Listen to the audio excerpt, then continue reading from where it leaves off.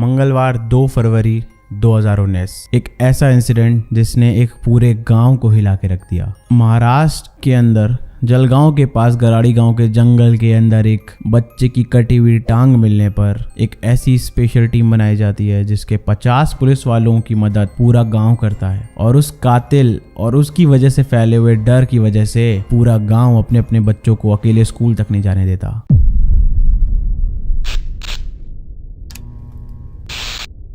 एक आम husband wife की तरह डगरू पाटिल और उनकी वाइफ गीताबाई पाटिल अपनी नॉर्मल जिंदगी जी रहे होते हैं और उनके 2 बच्चे होते हैं, 12 साल का मंगेश पाटिल और उसकी छोटी बहन। पूरी फैमिली एक लोअर मिडिल क्लास फैमिली से बिलोंग करती है जिनकी एक नॉर्मल सी जिंदगी है। पति काम पे जाता है, बीवी घर संभालती है और बच्चे स्कूल जाते हैं। और रेगुलर की तरह ही मंगेश उस दिन भी अपने स्कूल गया हुआ था अपनी छोटी बहन के साथ, पर सैटरडे होने की वजह से कई स्कूल में हाफ डे होता है, तो मंगेश का भी हाफ डे था और वो पहले घर चला आता है और आते ही घर आके अपनी माँ से बोलता है कि उसको भूख लगी है, उसके लिए खाना लगा दीजिए और वो फ्रेश होके वॉशरूम होके हाथ पैर धुल के वापस आके खाना खाएगा। तो वो वॉशरूम के लिए जाता है 2 तारीख को 2 बजे दिन के, पर 1.5-2 घंटे के बाद भी वापस नहीं आता। इसको देख के उसकी माँ को थोड़ी सी चिंता होती है, पर कहती है कि शायद हाफ डे की वजह से अपने दोस्तों के साथ खेलने निकल गया हो। 2 से 4 हुआ, 4 से 6 हुआ, मंगेश का कोई भी आता पता नहीं होता। और तब उनकी माँ को टेंशन बढ़ जाती है और वो अपने पति डगरू पाटिल को और आसपास के लोगों से पूछती हैं कि मंगेश क्या उनके पास तो नहीं आया, या फिर उन्होंने तो नहीं देखा, या फिर उनको कुछ पता हो मंगेश के बारे में।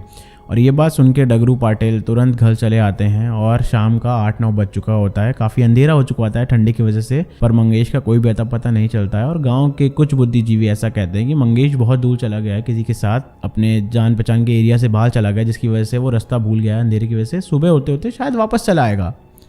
पर ऐसा नहीं होता।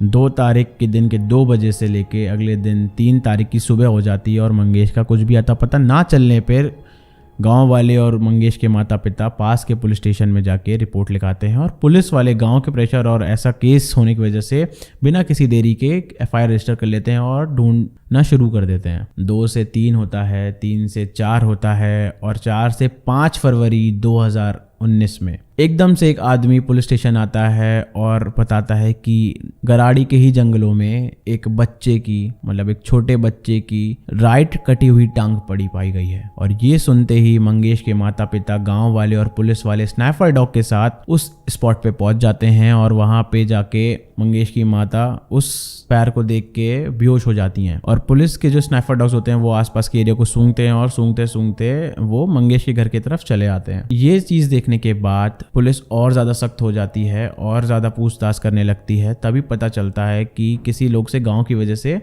कि 4 तारीख को मौनी अमावस्या थी और उस दिन लोग पूजा पाठ करते हैं और जो तांत्रिक होते हैं वो अपनी तंत्र विद्या करते हैं।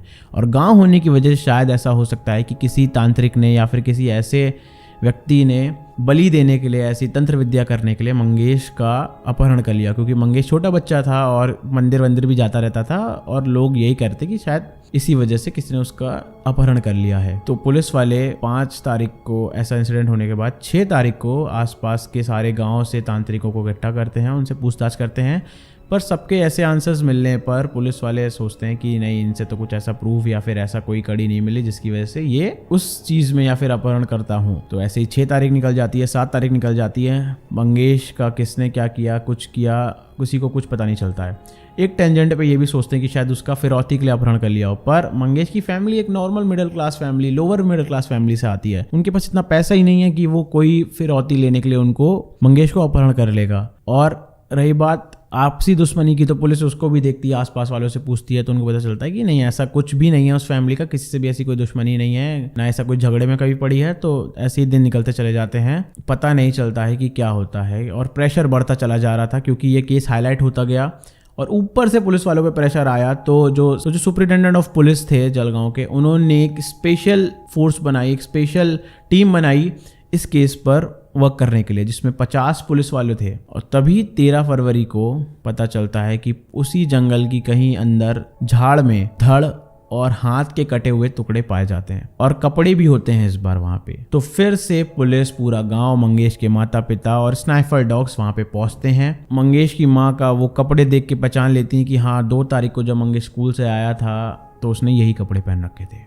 और मंगेश की माँ का वो कपड़े देख के, वो बॉडी देख के एकदम बुरा हाल हो चुका होता है और वो बेहोश हो जाती हैं। और प्रेशर ज़्यादा बढ़ने की वजह से पुलिस वाले उस गांव के बाहर से लोगों से भी पूछताछ करना शुरू कर देते हैं। गांव में तो कोई सीसीटीवी था नहीं। वहाँ पे एक ज्वेलर शॉप थी जिनका ओनर का नाम दिनेश शर्मा था, और उनके दुकान पे एक ऐसा सीसीटीवी होता है जिससे पता चलता है कि एक ऐसा बैगर टाइप का दिखने वाला आदमी बड़ा सा झोला लटकाए वहाँ पे घूम रहा है। और उसका झोला भी आम तौर पर बैगर जैसे झोले लेके घूमते हैं उससे काफ़ी ज़्यादा बड़ा और हैवी दिख रहा था, जो कि नॉर्मल नहीं होता। तो वो लोग फिर से वापस सारे तांत्रिकों को बुलाते हैं, फिर से सबसे पूछते हैं, पर कोई कड़ी नहीं मिलती। पर इस बार वो मंगेश के रिश्तेदारों से भी और मंगेश के माता पिता के ऊपर भी निगरानी रखते हैं, क्योंकि कुत्ते दोनों बार 5 फरवरी को भी 13 फरवरी को भी वो टुकड़े सूंघने के बाद स्निफ करते हुए मंगेश के घर के पास जाके ही रुके थे। तो काफ़ी दिनों बाद पता करने पे ये पता चलता है कि मंगेश के घर पे दिन के समय पे 5-6 महीनों से कोई लड़का आता जाता रहता है रेगुलरली, और उसका आने जाने का समय भी फिक्स्ड है। तो लोग जब पूछते हैं तो लोग भी यही बताते हैं आसपास के कि हाँ कोई तो आता जाता रहता है और उनको भी उसके बारे में नहीं पता है। तो पुलिस पता करना शुरू करती है, उसके बारे में ढूंढना शुरू करती है। उनको जब पता चलता है उसका नाम, तो उसका नाम होता है सदम पाटिल। और जब वो लोग मंगेश के माता पिता से पूछते हैं कि आप सदम पाटिल को कैसे जानते हैं, तो वो बताते हैं मंगेश के पिता डगरू पाटिल कि ये तो हमारा भतीजा है। तब पुलिस कहती है अच्छा अगर रिलेटिव है, भतीजा है, तो आमतौर पर सबके घर पे आना जाना लगा रहता है कुछ कुछ गैप्स में। पर ऐसे ही और दिन निकल जाते हैं, लेकिन पुलिस वालों को एक बात क्लिक कर जाती है कि क्यों वो भतीजा उसी समय पे आता है, मतलब भांजा उसी समय पे आता है जब मंगेश के मामा और मंगेश और उसकी बहन घर पे नहीं होते हैं। और ये बात क्लिक होते ही पुलिस वाले उस पे फोकस करने लगते हैं, और काफ़ी दिनों बाद उनको पता चलता है, जब वो मंगेश के पिता के जो भांजा होता है जिसका नाम सदम पाटिल है उसको उठा के लाते हैं, और उससे थोड़ी सी सख्ती करते ही वो उगल देता है सब कुछ कि हाँ उसका और गीताबाई पाटिल का अनैतिक संबंध है पिछले 5-6 महीनों से।